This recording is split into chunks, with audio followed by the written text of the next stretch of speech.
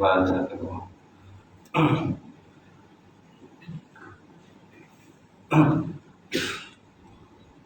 Baik, kita mulakan kuliah maghrib kita pada malam ini dengan kita sama-sama membaca Ummul Quran ila hadratin Nabi Muhammad Mustafa Rasulullah sallallahu alaihi wasallam wa ala kiram ashab ridwan syahidullah Fatihah. A'udzu billahi minasyaitonir rajim. Bismillahirrahmanirrahim. Alhamdulillahirabbil alamin. Ar-Rahmanir Rahim. Maliki yaumiddin. Iyyaka na'budu wa iyyaka nasta'in. Ihdinas siratal mustaqim. Siratal ladzina an'amta 'alaihim ghairil maghdubi 'alaihim waladdallin. Amin. Assalamualaikum warahmatullahi taala wabarakatuh. Waalaikumsalam. Alhamdulillahillazi nahmaduhu wa nasta'inu wa nastahdi wa na'udzu billahi min syururi anfusina wa min sayyiati a'malina. May yahdihillahu fala mudilla lahu wa may yudlilhu fala hadiya lahu. Asyhadu an la ilaha illallah wahdahu la syarika lahu wa asyhadu anna Muhammadan 'abduhu wa rasuluh. Allahumma shalli wa sallim ala sayyidina wa nabiyina wa habibina wa maulana Muhammad imamil muttaqin wa qadil jahilin wa ala alihi wa sahbihi wa man da'a bi da'watihi wa sanna bi sunnatihi ila yaumil. Rabbi ishrah li sadri wa yassir li amri wa hlul 'uqdatam min lisani yafqahu qawli. Subhanaka la ilma lana illa ma 'allamtana innaka antal alimul hakim. Wala haula wala quwwata illa billahil aliyyil azim. Allah Subhanahu wa ta'ala fil Qur'anil Karim, a'udzu billahi minasyaitonir rajim. Bismillahirrahmanirrahim. Yarfa'illahu allazina amanu minkum wallazina utul ilma darajat. Yang maksudnya Allah Subhanahu wa ta'ala mengangkat orang-orang yang beriman dan berilmu di kalangan kamu akan beberapa derajat. Waqala Nabi sallallahu alaihi wa ala alihi wa baraka wa sallam, kullu ummati yadkhuluna jannah illa man aba. Setiap daripada umatku masuk dalam surga kecuali orang-orang yang enggan. Qalu ya Rasulullah, ramai ya Pak. Qala Rasulullah SAW, man ata'ani dakhalal jannah wa man asani faqad aba. Maksudnya, siapa di kalangan umatku yang taat padaku masuk syurga, mana siapa yang tidak taat padaku maka mereka termasuk dalam kumpulan orang-orang yang enggan. Nawatu ta'allum wa ta'lim wa tazakkur wa tazkir wa naf'a wa ittiba wa ibadat istifadah wa hasa 'ala tamassuki bi kitabillah wa sunnati rasulih wa du'a ila huda wa dalalati ila al-hayri ibtigha wajhillah amradatihi wa rubi wa sawabi subhanahu wa ta'ala. Yang saya hormati sudahkan Tuan Imam, seterusnya sudahkan Tuan Bilal, kemudian pengurusi masjid, jawatan kuasa masjid, Tuan Haji, Tuan Hajar, dan sidang jemaah muslimin, muslimat, mukminin, mukminat wa ta'ala. Alhamdulillah, kita merampakkan segi-segi puji dan syukur kepada Allah Subhanahu wa ta'ala. Tuan, sekali lagi tuan kita dapat bersama untuk kita sambung pengajian kitab Mau'izatul Mu'minin ataupun bimbingan orang yang beriman. Kepada kitab ini dikarang oleh Al-Alim Al-Alamah Syekh Muhammad Jamaluddin Al-Qasimi Ad-Damsyiki rahimahullah ta'ala. Baik, kita dah berada di muka surat 39. Masih dalam pembicaraan adab-adab di tempat mandi. Ada adab di tempat mandi. Qala musannifu wa ta'ala wa nafa'ana bi ulumihi fi daril amin. Telah berkatalah oleh musannif ataupun pengarang kitab, mudah-mudahan bermanfaat insyaallah akan ilmunya dalam dua negara, dunia dan akhirat. Apa kata musannif?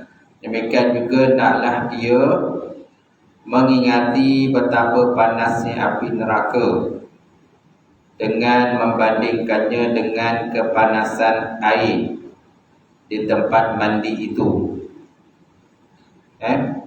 Demikian juga kata musannaf, hendaklah dia mengingati betapa panasnya api neraka dengan membandingkannya dengan kepanasan air di tempat mandi tersebut. Dan dia menganggap dirinya seolah-olah sedang dipenjarakan di dalam tempat yang panas untuk beberapa ketika. Kemudian membandingkannya dengan api neraka Jahannam. Sebab tempat permandian itu hampir serupa dengan apa yang ada di neraka Jahannam, iaitu di bawahnya ada api dan di atasnya gelap gelita. Di bawahnya ada api dan di atasnya gelap gelita. Ini peringatan oleh musannaf ataupun pengarang, yang mana kita asalnya daripada kitab Ihya Ulumuddin. Jadi Imam Ghazali mengingatkan kita bila kita mandi di tempat awam, kolam air panas kan. Kolam air panas, baru pada kita ni sukalah mandi di kolam air panas. Sedap, seronok. Apalagi kalau orang ada penyakit kulit, gatal-gatal. Jadi memang sesuai lah untuk mandi di tempat yang air panas ni. Betul? Apa tu? Singit. Okay. Boleh. Baik. Jadi ini pesanan daripada pengarang berkenaan dengan panasnya air di tempat mandi itu. Memanglah pada asalnya memang seronok lah. Seronok kita mandi di tempat awam katakan. Tetapi kalau sebelum ni dia nyatakanlah berkenaan dengan adab-adab ketika mandi di tempat awam. Jadi ibaratnya bila kita mandi di tempat awam, dia kata seolah kita ni masuk dalam neraka. Nauzubillah lah. Jadi dibandingkannya dengan api neraka, dengan kepanasan air api neraka itulah. Jadi janganlah kita seronok sangatlah bila mandi di situ. Kita niatkan mandi kerana Allah Subhanahu Wa Taala, dan kita niat mandi untuk membersihkan diri kita dan menghilangkan apa-apa salah penyakit yang ada pada kulit, pada badan kita, tuan-tuan. Itu pesanan daripada pengarang. Diulang semula. Demikian juga naklah dia mengingati betapa panasnya api neraka dengan membandingkannya dengan kepanasan air di tempat mandi. Dan dia menganggap dirinya seolah sedang dipenjara. Dia menganggap seolah macam penjara lah. Di dalam tempat yang panas untuk beberapa ketika. Kemudian membandingkannya dengan api neraka Jahannam.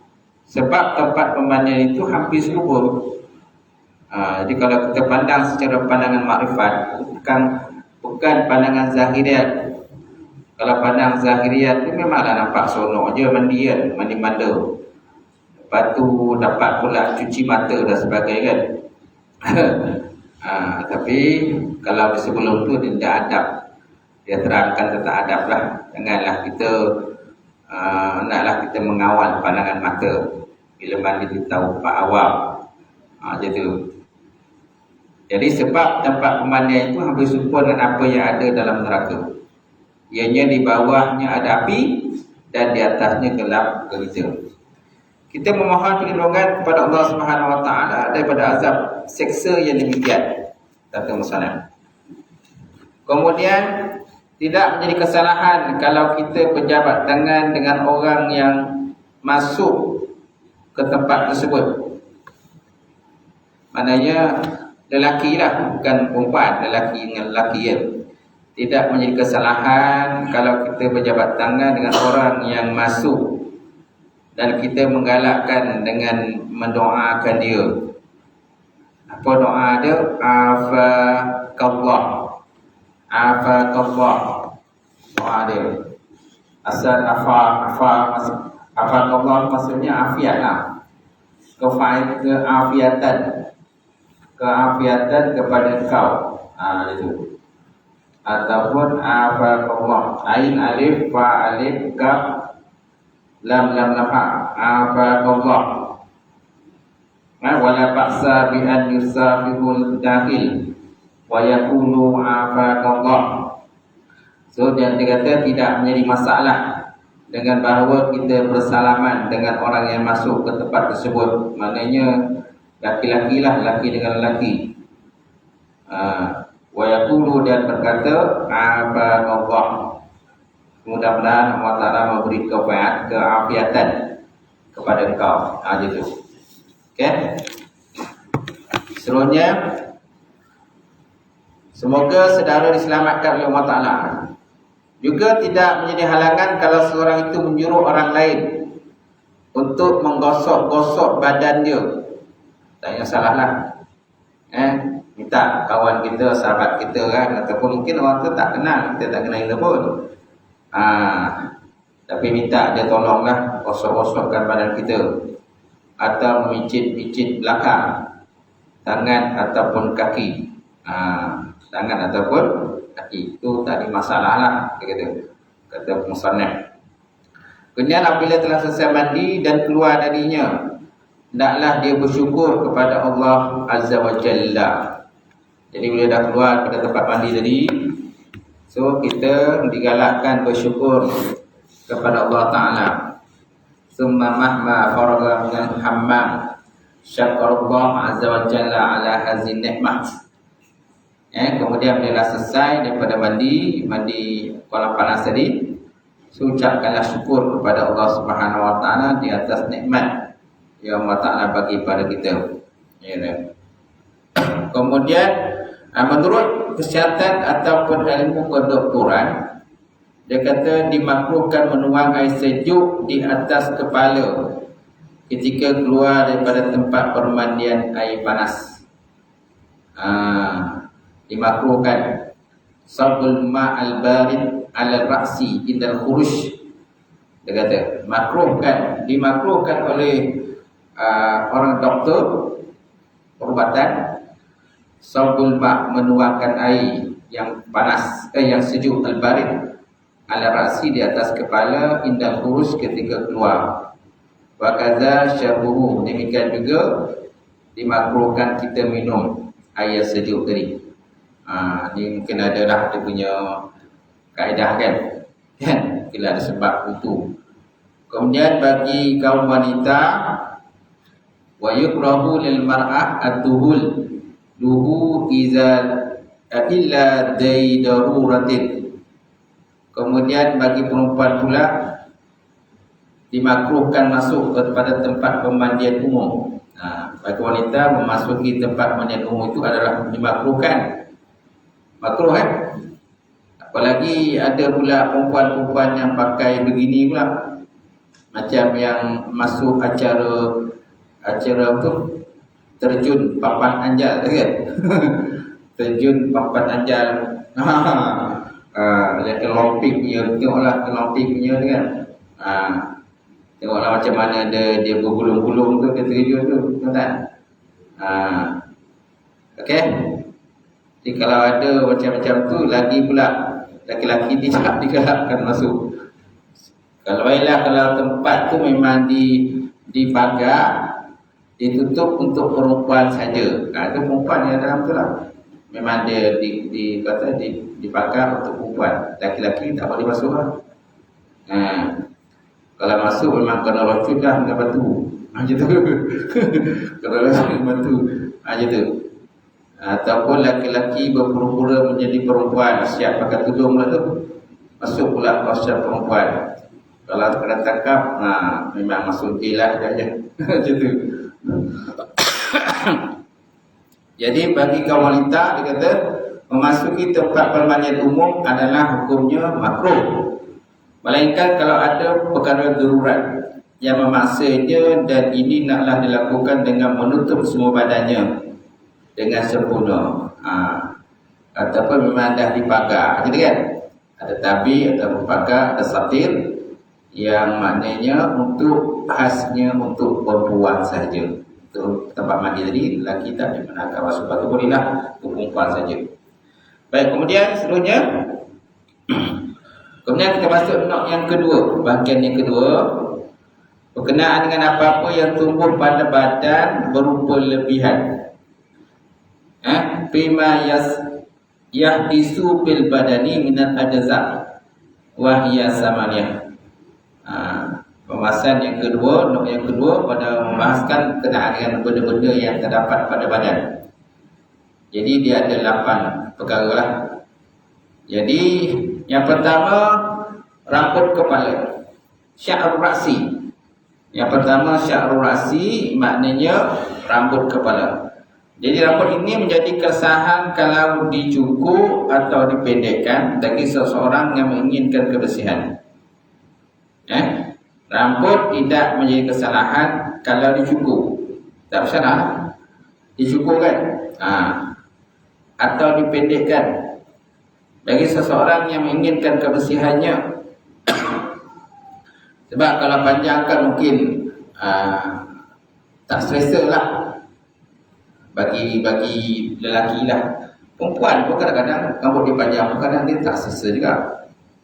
Sebab bila rambut panjang ni dia akan makan masa nak bersihkan rambut, nak bilas rambut dan sebagainya. Jadi banyak masa terbuang lah. Itu sebabnya sebagai perempuan tu kadang dia tak suka rambut panjang.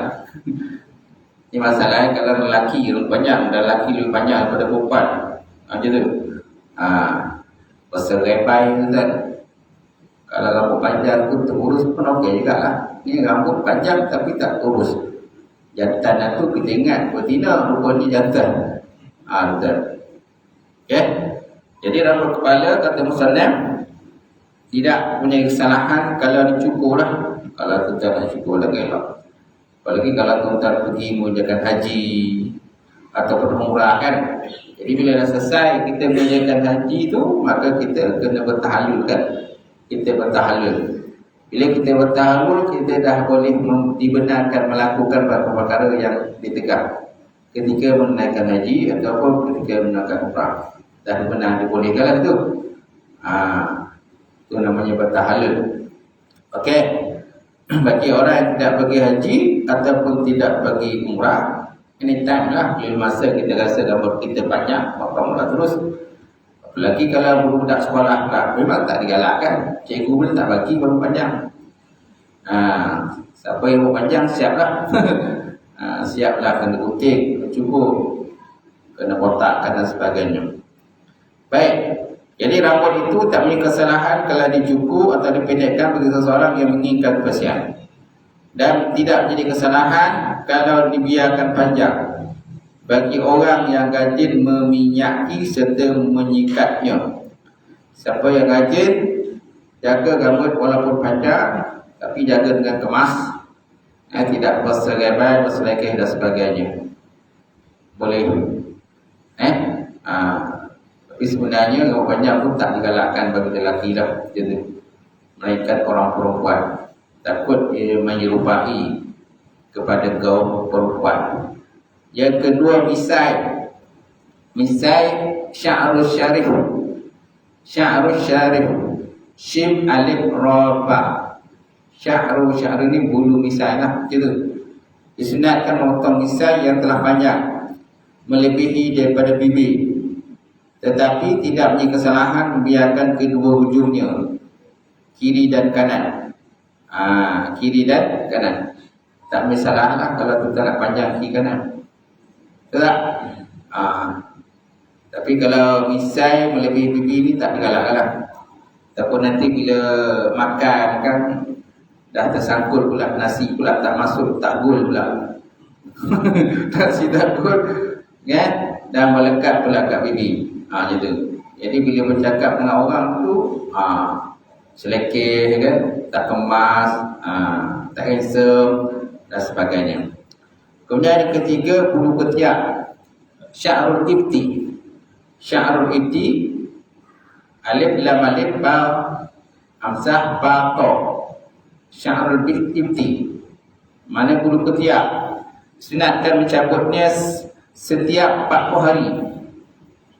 Setiap 40 hari. Tustahabu al-izalatahu fi kulli arba'ina yawman.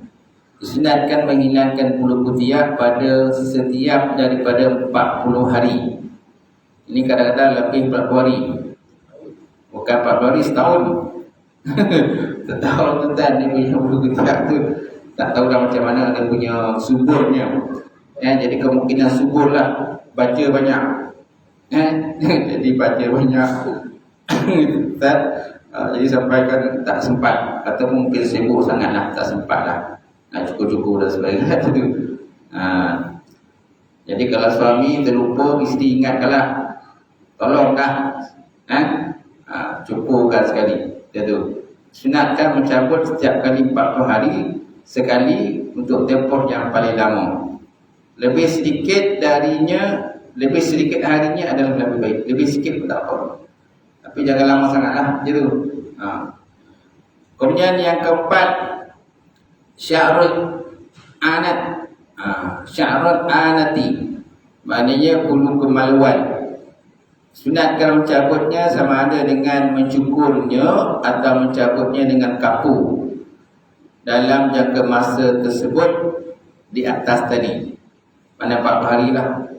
Jadi bulu hari-hari, istilah kita bulu hari kan, pun digalak-galak dicabut atau dicukur lah.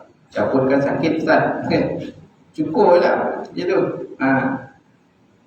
Kalau pun perempuan, cukur lah. Bawa lah kita cukur dulu dalam bilik air tu. Tapi jangan tanya.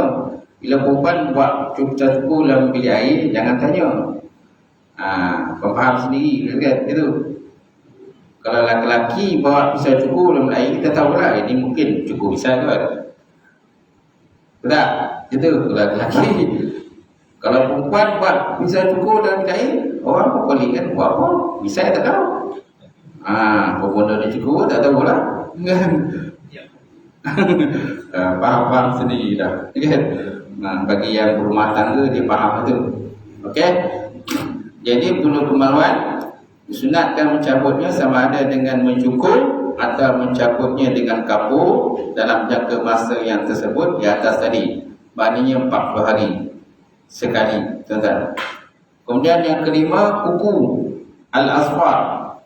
Alif lam alif za fa alif ra, asfar. Mana memendekkan atau memotongkannya adalah disunatkan, sebab ianya kelihatan amat buruk sekali apabila dia panjang. Tambah pula dengan banyaknya kotoran-kotoran yang terkumpul di bawah kuku.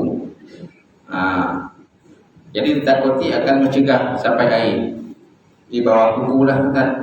Sedangkan air wajib disampaikan ke bawah tersebut. Tetapi dalam tertib memotong kuku itu tidak ada keterangan yang sahih daripada Nabi SAW.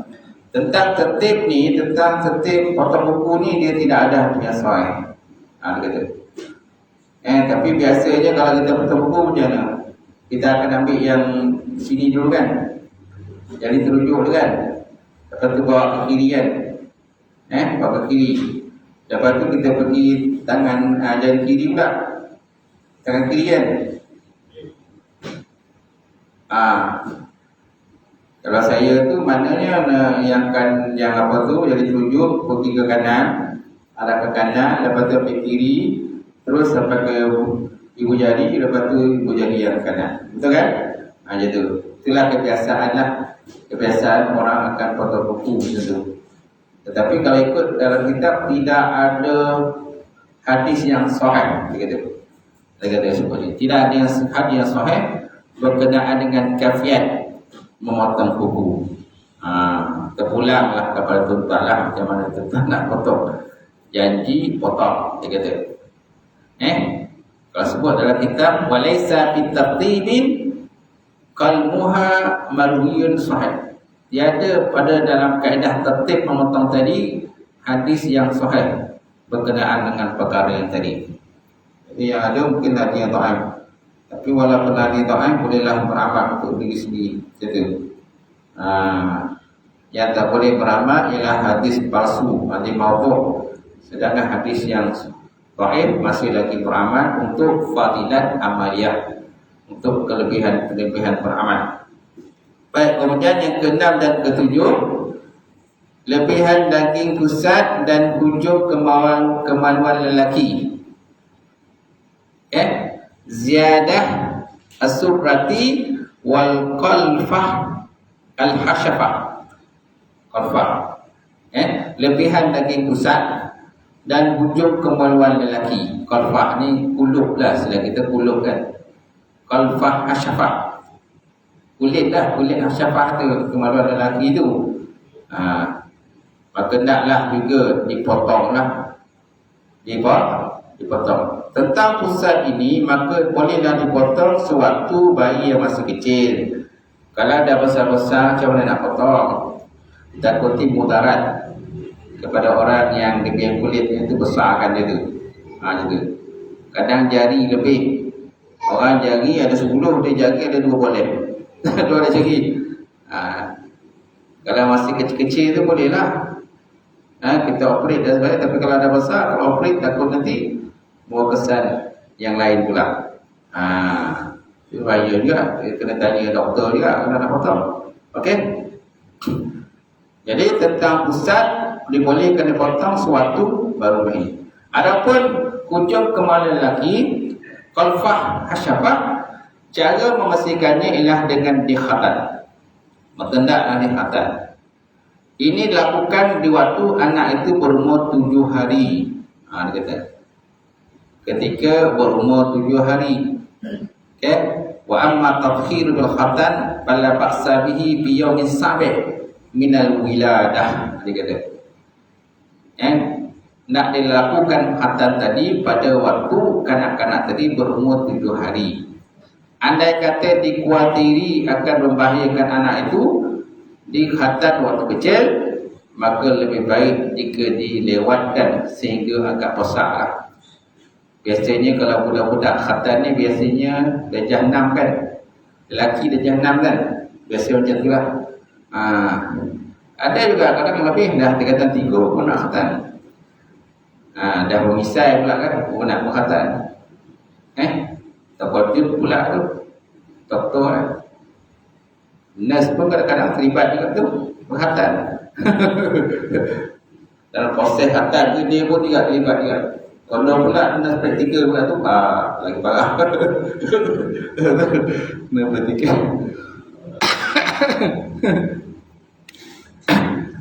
Baik, kemudian ke-8,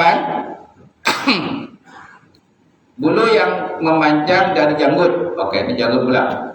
Maqala minal lihyati, sesuatu yang panjang daripada janggut. Diriwayatkan daripada sebahagian para sahabat dan tabi'in bahawa mereka memotong mana-mana bahagian yang lebih dari apa yang dapat digenggam oleh tangannya. Mana-mana yang dapat digenggam oleh tangan, lepas tu lebihan tu, maka taklah dipotong. Diriwayatkan oleh sebahagian sahabat dan tabi'in. Bahawa mereka memotong mana-mana bahagian yang lebih dari apa yang dapat digenggam oleh tangannya. Boleh? Sebahagian lain menyatakan bahawa membiarkannya sehingga panjang adalah lebih disenangi. Ini ada sebahagian pendapat lain kata, tu pulanglah, panjang mana tu pulanglah. Nak panjang menjelo pun tak apa gitu. Persoalannya adalah bergantung kepada akibatnya. Iaitu jika dibiarkannya itu tidak berlebih-lebihan panjangnya sehingga membentuk wajah yang muka yang buruk, atau tidak menyebabkan orang lain mengumpatnya dan memburuk-burukkannya, maka dalam hal ini tidaklah menjadi kesalahan kalau dibiarkan panjang, asalkan dia dapat menjaga niat baiknya. Jadi mana kalau dia pendek, maka muka dia tak cantik lah, tak handsome, tak lawa dan sebagainya, maka digalakkan panjang. Jadi tapi kalau seandainya kalau panjang, muka jadi tak lawa, jadi tak cantik, Omah kata tak lawa lah, tak handsome. Dia nak suami dia handsome. Macam tu, kadang-kadang dia nak suami dia handsome, Kalau ada janggut tu handsome gitu. Kalau abang tak ada janggut tak handsome. Konon lah ada janggut. Konon ada pasang janggut tu. Tapi jangan pasang janggut tiruan lah. Janggut yang original lah, yang betul-betul gitu. Baik. Kemudian persoalannya adalah bergantung pada akibatnya, iaitu jika dibiarkannya tidak berlebihan panjang sehingga membentuk wajah muka yang buruk atau tidak menyebabkan orang lain mengumpat dan memburuk-burukannya, maka dalam hal ini tidak menjadi kesalahan kalau dibiarkan panjang, asal ia dapat menjaga niat baiknya. Itu. Maknanya kalau pendek tu tak cantik. Kalau janggut dia pendek, dia cantik tak lawa, maka dia kena panjang. Umar kata panjang. Dia tak suka pendek. Aku nak ikut ke Umar. Kamu gaji dah tu kan? Kan kau tidur luar kan? Gitu. Jadi kau nak panjang. Okay? Seterusnya tentang janggut ini ada 10 perkara yang dimakruhkan yang sebahagiannya melebihi daripada yang lain. Perkara-perkara itu ialah seperti mewarnakannya menjadi warna hitam. Ini makruhlah, mewarnakannya dengan warna hitam. Sedangkan janggut sudah warna putih. Janggut tuan-tuan dah putih dah. Sebabkan tuan-tuan nak jadi muda balik. Nak kembali menjadi muda, tak nak jadi putih, tak nak putih, jadi tuan-tuan mewarnakan dengan itu makruh. Mewarnakannya dengan warna hitam atau memutihkan dengan kapur. Janggut ni putih hitam, dia tak suka hitam, dia nak jaga putih, maka diputihkan dengan kapur pun sama juga makruh. Kemudian mencabutnya makruh, atau mencabut mana-mana yang sudah beruban. Dia tak suka beruban, dia tak suka janggut putih, dia nak janggut hitam, nak muda saja, muda. Walaupun umur dah mungkin dah 70 tahun, janggut dah putih. 50 tahun pun kadang ada yang jaga putih lah. 50 tahun kan itu. Tapi dia tak minat putih, dia nak hitam ni lah. Okay? Ni dimakruhkan. Atau mencabut mana-mana yang sudah beruban, atau mengurangi atau menambah, atau menyisirnya dengan passion-passion, atau terlalu menjolok mata, atau kerana nak menunjuk-nunjuk, atau membiarkannya tidak terus kerana hendak menunjukkan sifat zuhud. Kerana kalau nak zuhud, biarlah janggut tu berserai pun tak kisahlah. Tak kemas pun tak apalah, dia kata. Jadi zuhud, ni tak digalakkan. Atau menghitamkannya agar dia nampak muda, kan? Atau menghitamkannya agar dia nampak muda, atau memutihkannya dengan tujuan takabur, atau lebih kelihatan tua. Dia tak suka muda, dia nak tengok, dia nak tua lah. Dia nak suka tua. Allah Ta'ala bagi muda, tak nak ada nak tua pula. Beli lah, biasa jaga orang nak tua ni. Biasa orang nak muda je. Betul tak? Biasa orang nak muda je, saya tanya orang tua. Kalau nak tua kena muda. Nak muda, kata kan. Tak ada siapa nak tua. Tapi ada rupa-rupanya, ada juga orang muda tapi dia dah tua. Dia kata. Demikian juga mewarnakan dengan warna merah tanpa niat baik, dan semata-mata ingin menyamai atau menyerupai orang-orang yang soleh. Kata warna merah. Warna merah ni biasa inayat. Inayat kan dia, warna merah kan dibolehkan kan itu. Dia buat macam tu semata-mata nak orang ni, dia ni orang tua, dia ni hebat ni, banyak pengalaman ni, so kita kena respect lah dia macam tu. Itu tak digunakan. Demikian juga mewarnakan dengan warna merah tanpa niat baik, atau semata-mata ingin menyamai atau menyerupai orang yang soleh. Kalau nak jadi orang soleh lah, maka dia warnakan dengan warna merah atau ingat. Atau ada pun mewarnakannya dengan warna hitam. Terdapat hadis yang melarang berbuat demikian, sebab perkara demikian itu akan menyebabkan penipuan serta kekeliruan. serta kekeliruan. Kalau diwarnakan dengan warna hitam, kan jual kat warna hitam kan, ada kan. Tapi kalau hitam dia pun kadang sekejap ya, berapa pagi ya, lepas tu dah kembali putih balik. Memang kau tu janggut kau putih kan. Rambut punya tu kan. Dan Allah Ta'ala bagi kita ni, sampai tahap umur kita tu memang kita akan jadi putih juga rambut kita. Walaupun mungkin kita hitamkan, tapi tak mau pagi ya, lepas tu dia akan putih balik. Betul tak? Dia akan putih semula. Kita akan selama jadi hitam.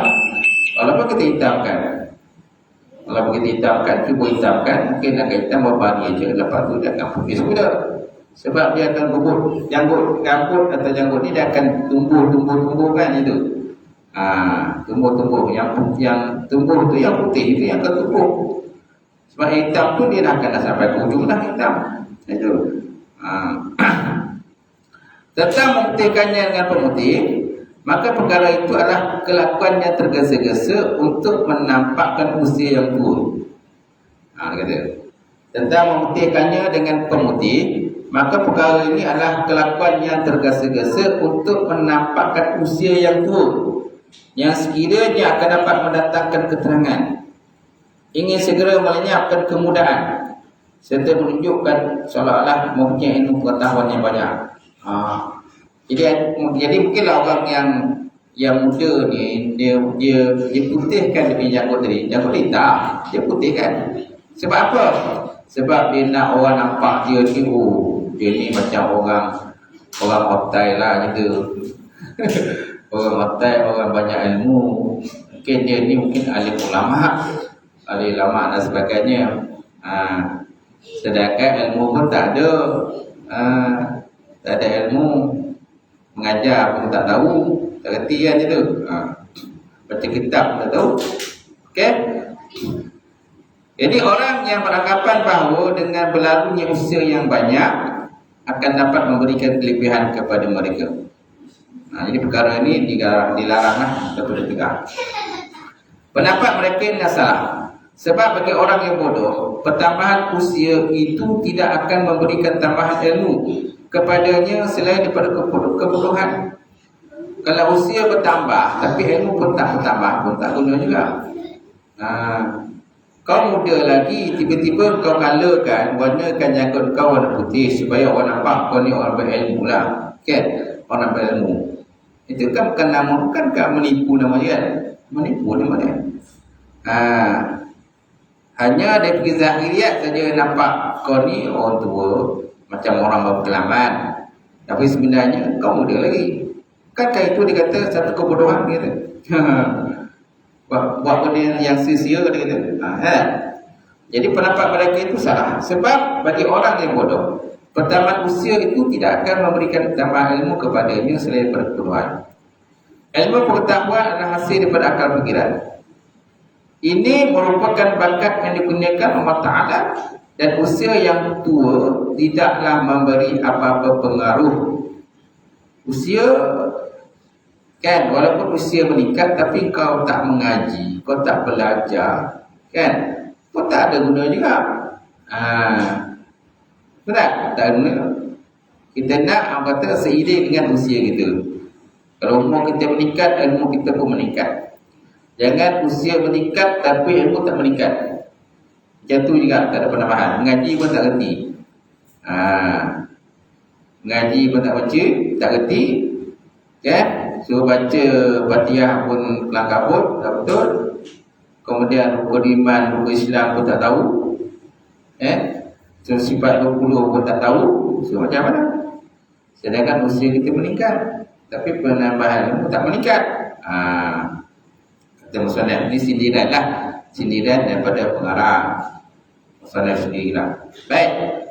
Jadi ilmu pengetahuan adalah hasil daripada akal pemikiran, ataupun dengan cara kita mengaji, kita belajar, maka ilmu kita bertambah. Ini merupakan bakat yang digunakan Allah Ta'ala, dan usia yang tua tidaklah memberi apa-apa pengaruh.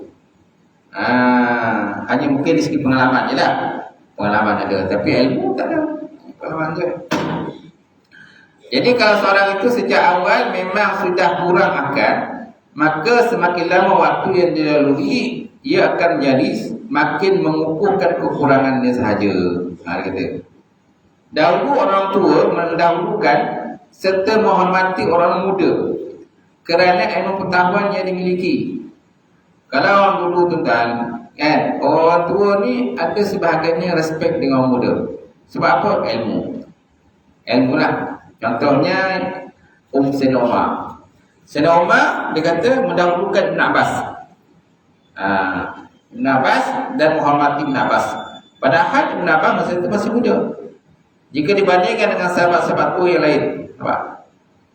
Kalau ikut pada Umar, kalau ikutkan Umar kan dia Amirul Mukminin. Dia ni lebih dekat dengan Rasulullah sallallahu alaihi wasallam berbanding Ibn Abbas. Ibn Abbas muda lagi, dia dah tua. Dia dah, orang kata istilah kita, banyak pengalaman lah. Tapi dalam satu masa dia respect dengan Ibn Abbas. Kerana Ibn Abbas ni dia kalau ikutkan ahli tafsir kan. Tafsir, pakar tafsir. Di kalangan para sahabat itulah Ibn Abbas. Baik, kemudian padahal dia masih muda jika dibandingkan sahabat yang lain. Umar radhiyallahu ta'ala anhu selalu bertanya persoalan agama kepada Ibn Abbas. Ibn Abbas sendiri pernah menyatakan Allah Azza wa Jalla tidak melebihkan ilmu pengetahuan kepada seorang hamba-Nya melainkan di waktu muda. Dan kebaikan itu semuanya terdapat di waktu usia masih muda. Sebabnya bila masih muda, jangan bazirkan masa. Okey? Masa muda lah kita nak kena pergi mengaji, kena belajar, sambunglah. Selagi mana boleh sambung belajar, sambunglah. Bukan setakat orang kata secara formal, di universiti kan formal, ataupun tidak formal. Tak formal, pergilah mengaji di mana-mana. Pondok ke di pesantren, di masjid, di surau kan. Pengajian tidak formal ni. Kalau formal ni maka dah masuk mesti buat degree, buat master, buat PhD, buat doktor dan sebagainya. Kemudiannya membaca firman Allah Subhanahu wa taala Al-Quran, dia kata qalu sami'na fatan yazkuruhum yuqalu lahu Ibrahim. Setengah pada mereka berkata, kami ada mendengar seorang anak muda bernama Ibrahim mencacinya. Kami pada orang kafir lah. Sebab pahala tadi, mereka kata kami ada mendengar seorang anak muda bernama Ibrahim selalu mencaci berhala mereka. Jadi masa tu Ibrahim masih muda lagi, tuan-tuan. Tapi dia dah faham lah berkenaan dengan bab ketuhanan ni. Dia tidak akan menyembah batu berhala sebagaimana kaum Muslim menyembah batu berhala.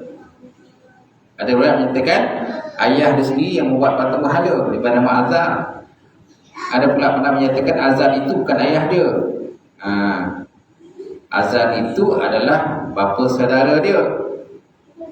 Kan? Kerana mustahillah seorang ayah itu seorang ayah kepada seorang nabi itu menyembah berhala, menyembah batu berhala gitu. Kemudian dibacakannya pula firman Allah Subhanahu wa taala Al-Quran, innahum fityatun amanu bi rabbihim wa zidnahum huda. Sesungguhnya mereka itu adalah orang muda yang beriman kepada Tuhan mereka. Kami tambahi mereka dengan hidayah petunjuk daripada Allah Subhanahu wa taala. Ini kisah dari Ashabul Kahfi lah. Ashabul Kahfi itu yang penghuni gua tu itulah pemuda-pemuda yang beriman kepada Allah Subhanahu wa taala. Kemudian dibacanya pula ayat wa atainahu al-hukma sabiyya. Wa atainahu al-hukma sabiyya. Dan kami berikan kepadanya Nabi Yahya hikmah kebijaksanaan semasa dia masih kanak-kanak.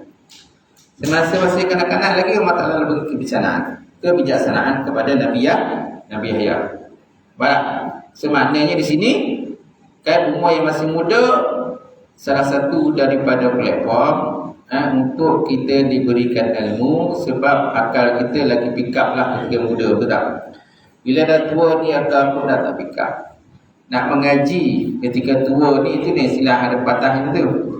Kalau kita mengaji, dia kata waktu umur kita masih muda, kita seolah-olah seperti menulis di atas batu. Betul tak? Kalau kita mengaji ketika usia tua, sama seperti menulis di atas air. Menulis di atas air. Bagaimana kalau kita mengaji masih muda? Dia seorang macam menulis di atas batu. Betul tak? Kalau kita menulis di atas batu, tulisan yang kita tulis itu bertahun-tahun masih kekal ada tulisan dari situ. Selagi mana batu berasal dari situ lah. Selagi mana batu itu tak dihancurkan, selagi itu masih wujud tulisan di situ. Tapi kalau kita mengaji ketika dah tua, tapi jangan tuan tak datang balik ke ni.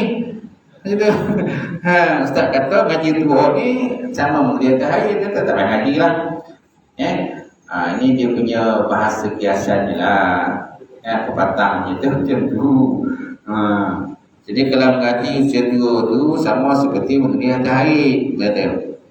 Kalau kita tulis atas air, kan, belum habis tulisan kita tulis tu, dia dah bertahu semula, betul tak? Contohlah kita tulis perkataan apa? Bismillah. Kan? Belum habis ni bismillah, air dia bertahu dah. Tulisan dah hilang. Betul tak? Dah hilang tulisan. Itulah ibaratnya. Kan? Kalau kita mengaji pada usia yang masih tua dah. Ingatan pun dah kurang, kan? Tiga, kalau belajar komputer, orang tua kalau belajar komputer dengan anak muda, siapa lagi fikir? Muda ke tua? Muda. Budak-budak tentanglah, tengoklah budak kalau ada tokan tu, semua dia tahu dah apa. Semua boleh colek sana sini dah rapat dah. Kita ni mana bodoh nak ada tokan ni. Tolong atuk puan ni Ni apa bodoh nak ditokan ni? Kan kau tokan kan kau melotok ni. Kan? Walaupun kadang-kadang semalam dah ajar dah. Hari dah lupa dah. Ingat dah. Sebab dia tak sama kan. Orang muda orang tua ni tak sama lah dari segi dia punya IQ dia tu, pada tahap ingatan dia tu kan. Tak sama. Okay. Kemudian Ayub As-Saktiani pernah berkata, aku pernah melihat seorang tua yang telah berusia 80 tahun mengikuti seorang anak muda dan dia belajar daripadanya. Nampak? Dia belajar daripada dia. Walaupun dia dah tua, dia dah umur 80 tahun. Tentang umur dah 80 tahun. Kalau umur 40 tahun ni biasanya lah. Alang kau dia nak ajar dia tak payah dah tu. Siapa makan garam dulu? Kau makan garam dulu. Dia makan garam dulu. Tak? Masalah garam tak sama. Kan? Dia garam putih, dia garam apa? Garam gulung dia makan. Sama garam. Tak? Walaupun atuk makan garam, tapi tak sama garam dengan atuk makan dengan saya makan. Kan tu? Jadi maknanya yang muda janganlah disangka apa? Anak. Yang muda jangan disangka anak. Yang tua jangan disangka bapa. Sebab kalau muda-muda pun kadang-kadang lagi hebat. Lagi hebat membanding dengan orang yang tua. Dari segi IQ dia, pemahaman dia, ingatan dan sebagainya. Baik. Aku pernah melihat seorang tua yang telah berusia 80 tahun, dia kata, mengikuti seorang anak muda dan dia belajar ataupun gurulah dengan anak muda tadi. Pernah juga Abu Ammar bin Ala ditanya, patutkah seorang tua itu belajar ilmu pengetahuan daripada seorang anak kecil, dia kata. Patutkah? Ayahsanu minal syekhni ayyata'allama minas saghir, dia kata. Patutkah orang tua kena belajar daripada orang muda? Apa jawapannya? Faqala, maka dia menjawab, in kana jahlu yakbihu bihi falyata'allum yahsunu bihi. Kalau seandainya dia yang jahil, kalau orang tu jahil dan buruk pula kejahilannya, maka belajar itu baik bagi dia. Belajar itu baik bagi dia. Walaupun yang nak ajar tu orang muda, walaupun kita ni orang tua, mungkin ketuanya ada pengalaman kita memanglah tak sama dengan orang muda kan. Orang tua kadang lebih pengalaman. Banyak orang tua ni kadang-kadang dia sebabnya tuan, kalau mufti kan banyak orang tua kan. Dia kena berusia sikit lah. Dia tak boleh mufti ni muda kan dia angin sikit. Mufti sebab yang mufti ni dia kena orang yang tua, yang berpengalaman kan, itu yang berusia lah. Tak boleh orang bujang jadi mufti, memang tak bergerak gitu. Apalagi kalau dia tak pernah kahwin lagi, tiba-tiba nak jadi mufti. Parah tu kan. Apalagi kalau orang tanya bab nikah kahwin pula tu kan, tanya dia mufti, katanya orang tanya bab nikah kahwin.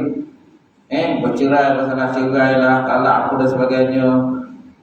Dia dah tak reti, dia kahwin pun belum, macam mana nak ni? Kan gitu. Okey, habis tuan, itulah perbincangan kita pada malam ni. InsyaAllah akan datang kita masuk rahsia-rahsia solat dan keutamaan solat. Wallahu a'lam bissawab. Ada soalan tuan? Kalau ada? Tak, nanti boleh nak tanya. Macam Ustaz cakap tadi, kita motong kuku, motong bulu apa semua. Hari apa yang paling afdal sekali yang kita nak buat? Ada yang betul? Isnin, Selasa kita nak buat, kami ada Jumaat.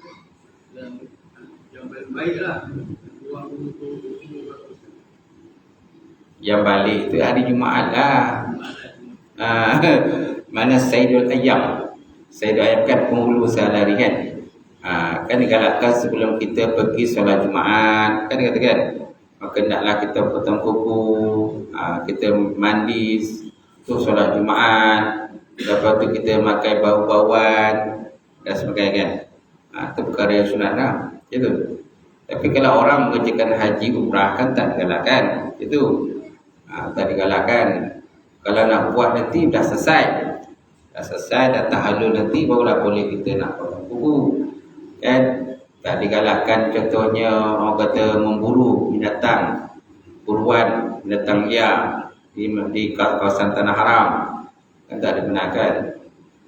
Tapi kalau kita di Malaysia ni bolehlah sebelum kita pergi solat Jumaat tu kita potonglah kuku kita. Kalau tuan-tuan boleh buat sendiri, buatlah sendiri. Kalau tak boleh, buatlah. Kasihlah orang yang buat, tolong buatkan. Gitu. Okey?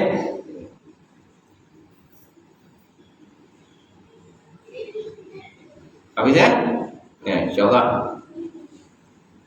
Semalam ni ada apa? Ada makan? Tak ada? Saya tak dapat. Saya ada kerja malam ni. Lepas sembahyang saya turun balik. Sebab sebelum pukul 10 saya akan lapor diri kerja malam. Buat puasa. Okey? Lapor diri besar awal. Alhamdulillah, Bismillahirrahmanirrahim. Alhamdulillah wassalatu wassalam ala syafi'il mursalin wa ala alihi washabbihi ajmain. Allahumma zidna ilman nafi'a wa yaqina as-sadiqa wa al-mutaqabbala wa halalan wa barakatan katsira wa siyana fataya alim wa lana qulubana bi nuri ma'rifatika wa ta'ala ta'rifin. Allahumma fakina bidin, Allahumma fakina bidin. Allahumma jangan hadza jam'an marhuma wa tabarrukana min ba'di tabarrukan ma'suma. Rabbana atina fid dunya hasanah wa fil akhirati hasanah wa qina adzabannar. Alhamdulillahi rabbil alamin. Qabalallahu minkum.